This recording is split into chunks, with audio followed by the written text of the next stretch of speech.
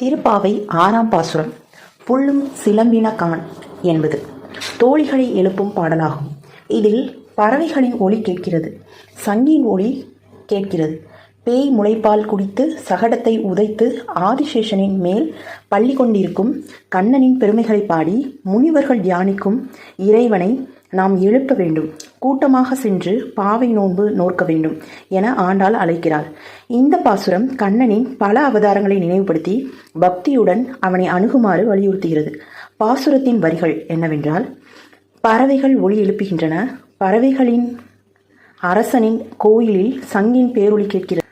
பிள்ளாய் எழுந்திராய், பேய் முளைகளை விஷமாக உண்டு சகடத்தை உதைத்து அழித்த கண்ணனை போற்றுவோம். வெள்ளத்து பாம்பின் மேல் பள்ளி கொண்ட இறைவனை முனிவர்கள் தியானிக்கிறார்கள், நாமும் அவரிடம் செல்வோம். கள்ளம் நீங்கி ஒரு மனதாக கலந்து பாவை நோன்பு நோற்க அழைப்பது. இதன் விளக்கம்: பறவை ஒலி சங்கொலி. மார்கழி மாத அதிகாலை பறவைகளின் சத்தம் கேட்கிறது.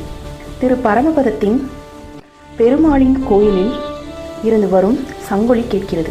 இது இறைவனை போற்றும் நேரம் என்று உணர்த்தப்படுகிறது. கண்ணனின் அவதாரங்கள்: பூதனை என்ற அரக்கியின் விஷ முளைப்பால் குடித்து அவளை தாயாக கருதி மோட்சம் அளித்தது, சகடாசுரனை உதைத்து அழித்தது போன்ற கண்ணனின் லீலைகளை நினைவூட்டுகிறது. ஆதிசேஷனின் மீது பள்ளி.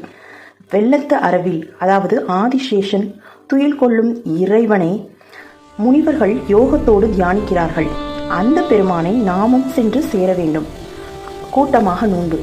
தனியாக இல்லாமல் மற்ற தோழிகளுடன் சேர்ந்து பக்தி பாடல்களை பாடி கள்ளம் கபடமின்றி இறைவனை வழிபடுமாறு ஆண்டாள் அழைக்கிறாள்.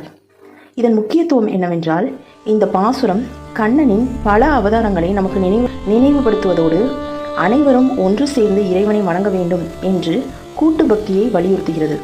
இது ஒரு போற்றி பாசுரம் என்றும் அழைக்கப்படுகிறது. குழந்தைகளுக்கு கற்பிக்க ஏற்ற பாசுரம் இது.